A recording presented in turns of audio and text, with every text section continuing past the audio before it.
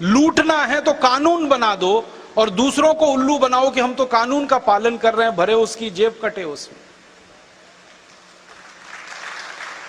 ऐसे लूटोगे तो बदनामी होगी, सारे दुनिया के देश थू थू करेंगे कि तुम भारत को लूट रहे हो। लूटने का कानून बना दो तो दुनिया को कहेंगे भाई हम तो कानून का पालन कर रहे हैं, उसमें आपकी लूट होती है तो हम क्या करें।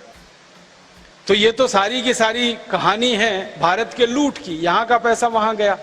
अब ये ब्रिटिश पार्लियामेंट में बहस हुई 1860 में और ये तय हुआ कि भाई भारत की जो क्रांति हुई 1857 की, उसका बड़ा कारण क्या था। तो एक अंग्रेज कहता हमने लूटा भारत को, ये बड़ा कारण था।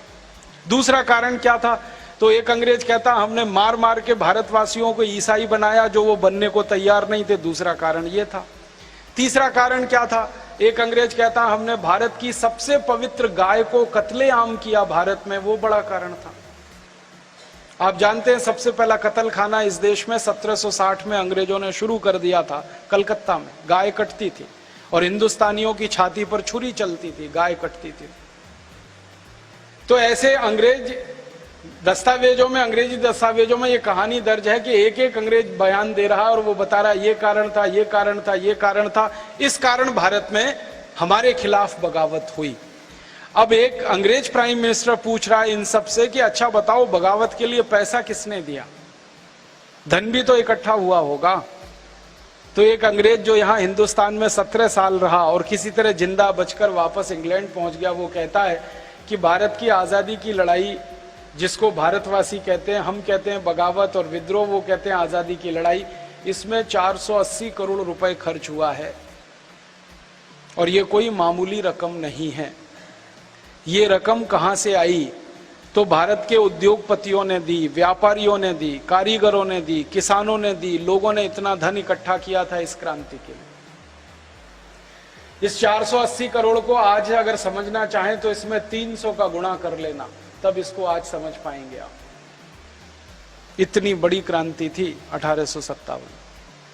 इस क्रांति में 4.5 करोड़ हिंदुस्तानी लड़े थे अंग्रेजों के खिलाफ। अगर हर एक हिंदुस्तानी के हाथ में एक तलवार भी हो तो 4.5 करोड़ तलवारें बनी होंगी इस देश में, और उन 4.5 करोड़ तलवारों को बनाने के लिए लोहा बना होगा इस देश में। उस लोहे को गलाने के लिए भट्टियां बनी होंगी, ब्लास्ट फर्नेस बनी होंगी। कितने करोड़ लोगों ने कितने करोड़ मीट्रिक टन लोहा गलाया होगा। उन लोहों से तलवारें बनी होंगी, बंदूकें बनी होंगी, छुरे बने होंगे, हंसिये बने होंगे, हथौड़े बने होंगे, क्योंकि भारतवासी तो इन्हीं से लड़े थे। माने कोई सामान्य नहीं थी ये क्रांति, बहुत बड़ी थी, बहुत व्यापक थी और एक साथ 350 स्थानों पर हुई थी, एक दो स्थान पर नहीं। तो ब्रिटिश पार्लियामेंट में ये सारी बहस हो रही है, तो प्राइम मिनिस्टर पूछ रहा पैसे किसने दिए, तो उद्योगपति, व्यापारी, किसान, कारीगरों ने दिए। तो प्राइम मिनिस्टर कहता है कि अब आगे से इस देश में शासन चलाना है तो एक व्यवस्था करो कि दोबारा कभी भारत के लोग क्रांतिकारियों को पैसे दे ना सकें, उनके हाथ में पैसे छोड़ो ही मत, ले लो, सब छीन लो उनसे।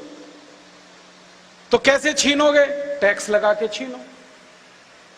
इसलिए इस देश में इनकम टैक्स आया। इनकम टैक्स इसलिए नहीं आया कि देश में सरकार चलानी थी अंग्रेजों को और उसके लिए धन की जरूरत थी।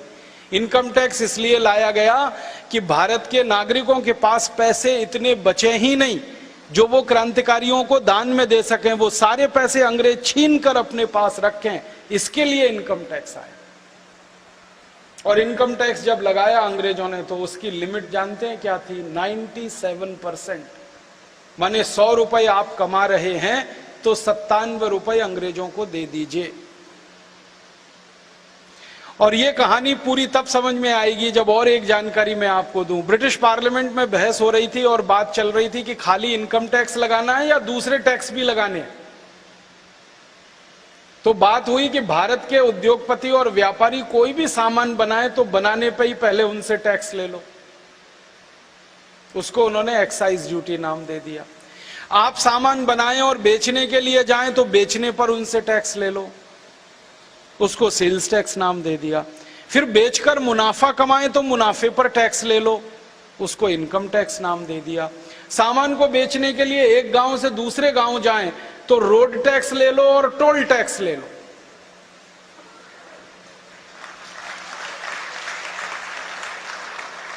और जिस गांव से सामान लेके जाएं वहां ले लो, और जिस गांव में लेके आए वहां ले लो। गांव में लेके आ रहे हैं तो ऑक्ट्रॉय ले लो उनसे, और गांव से लेके जा रहे हैं तो एग्जिट टैक्स ले लो उनसे। ऐसे 20 तरह के टैक्स उन्होंने लगा दिए। एक्साइज ड्यूटी अंग्रेजों ने लगाई 350%, माने 100 रुपए का सामान बनाओ तो 350 रुपए टैक्स में दे दो उनको। इनकम टैक्स लगा दिया 97%। 100 रुपए कमाई करो तो 97 रुपए अंग्रेजों को दे दो, 3 रुपए बचेगा बस आपके पास। सेल्स टैक्स लगा दिया 180 से 250% तक, अलग अलग वस्तुओं पर अलग अलग। ऑक्ट्रॉय लगा दिया 50 से 60%। म्युनिसिपल कॉरपोरेशन का टैक्स लगा दिया अंग्रेजों ने कई कई स्थानों पर 70 से 80%। परिणाम क्या हुआ? हिंदुस्तानियों से लूट लूट कर सारा धन उन्होंने जमा कर लिया इंग्लैंड। 1860 के पहले क्या होता था? लूटने का काम एक ईस्ट इंडिया कंपनी किया करती थी, उनके एजेंट हुआ करते थे। और 1860 के बाद पूरी सरकार ही लूटखोर हो गई, जिन्होंने कानून बनाकर लूटना शुरू कर दिया इस देश में। अब भारतवासी चिल्लाते थे कि हमारी लूट हो रही है, अंग्रेज कहते थे हम तो कानून का पालन कर रहे हैं। कानून बना दिया इनकम टैक्स का, कानून बना दिया सेंट्रल एक्साइज का, कानून बना दिया ऑक्ट्रॉय का, तो अंग्रेज कहा करते थे हम तो कानून का पालन करते हैं, अब आपकी लूट हो रही है तो हम क्या करें इसमें। कितनी बेईमान और हरामी कौम है ये अंग्रेजों की। लूटना है तो कानून बना दो और दूसरों को उल्लू बनाओ कि हम तो कानून का पालन कर रहे हैं, भरे उसकी जेब कटे उसमें। ऐसे लूटोगे तो बदनामी होगी, सारे दुनिया के देश थू-थू करेंगे कि तुम भारत को लूट रहे हो। लूटने का कानून बना दो तो दुनिया को कहेंगे भाई हम तो कानून का पालन कर रहे हैं, उसमें आपकी लूट होती है तो हम क्या करें।